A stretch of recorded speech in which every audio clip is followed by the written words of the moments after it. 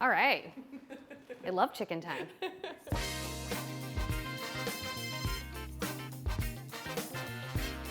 We have the conduit who brought us this recipe and translated it for us.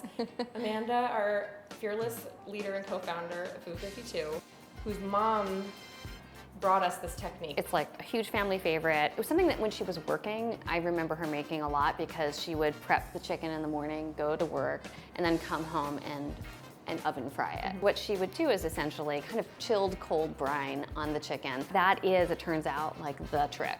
This is huge, this one. This is like a monster thigh. Okay, the thing with the brine is that you really do have to kind of like really get in there and dry them because... Don't be a dainty patter. Don't be, exactly.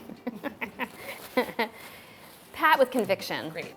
Then, what Judy liked to do, Judy still likes to do, is she likes to do it in a plastic bag to contain the mess. And it's just flour, and there's really no reason to measure. It's like, I've got 3 pieces of chicken, this looks like enough to coat it. And then you wanna put a bunch of salt in, and probably more than you think, because it's not gonna get distributed in the same way if you were adding it directly to the chicken. Same with pepper. Okay, so then, oh yeah, great idea. Okay, so then I just give it a little shake, and then you wanna just toss a piece of chicken in there. And then lift it up. And this is what my mom's really good at. She's really good at like shaking off any excess flour. And not having a single poof come out of the bag. Exactly, yeah. I think in cooking for Mr. Latte, you mentioned putting lemon zest and Parmesan in the flour. That was in my wandering youth that I was, I was trying to break from my parental bonds. Like, look, if you add Parmesan cheese to anything, it's good.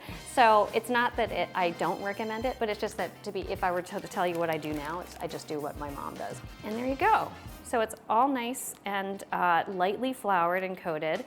And then the next thing we do is we melt butter in the pan. Now, confession, which is that I remember when my mom was making this when I was really young, she actually used margarine. I mean, she would never do that today, but it was like, it was cheaper then. It was like somehow considered healthier than butter. Butter is just so much more accepted at this point. Yeah. Butter's back.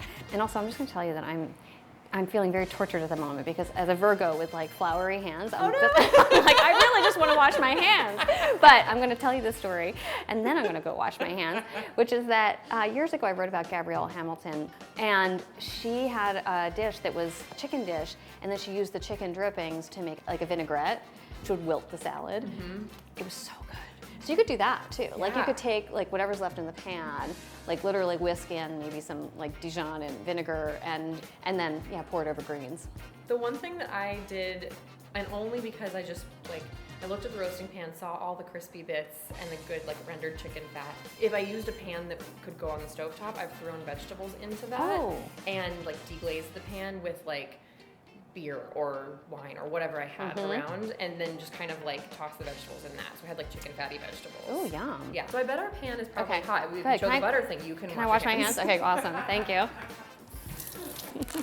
Sorry, I'm gonna get them dirty again, but whatever. Scorching? It is nice and hot. Okay. Oh, I can feel it from here. Yeah.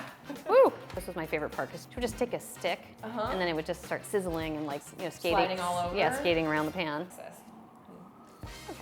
There we go. We put it skin side down. Just don't crowd it in the pan, otherwise you're gonna like miss the whole point and end up with soggy chicken thighs. So this is what you want. Yeah. Let's go back in the oven. Okay.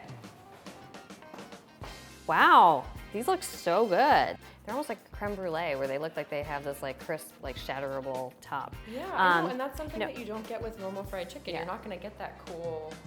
You asked, do mine look like this? Not always, sadly. I wish they did. But this is exactly what you want, because it's almost like a potato chip, Are we gonna be polite, or are we gonna just dig in with our hands? Oh, what do you want to do? Do you usually eat with your hands? I'm just gonna pick it up with my hands. Okay. I mean, don't you want to get in there and touch that crackly bit? Sure. Okay, all right, okay. Oh my I gotta taste this little crispy bit. Crazy. Oh. So crispy. Yep. Yum. Oh, actually, mine's crackling right off. It's like, I just remember when I was a kid, all the little bits that would kind of drop off of the pieces of chicken that would end up in the bottom of the dish. I would kind of eat those. They were like chicken candy. Would you kind of like secretly sneak in to Oh, the yeah. kitchen to get those and not tell your siblings? Yeah. Yeah. Oh yeah. Of course. It wasn't like a free-for-all at the table. You know, when you have 3 other siblings, you know, you have to you have a lot of strategies. And I was the youngest, so I was I had to be smart about getting the Small. things. I was small, yeah. sneak in and Yes, no one could see you. yeah, exactly. I was nimble, stealth. So here's what we want you to do. If you want more delicious fried chicken and like genius recipes from her, and I highly recommend that you do, you should subscribe to our channel, and you should also like us and like the video, and come visit us at West 26th Street. Really? Sure. Come visit Kristen on West 26th Street. She will be there to greet you. With fried chicken. Oven fried chicken.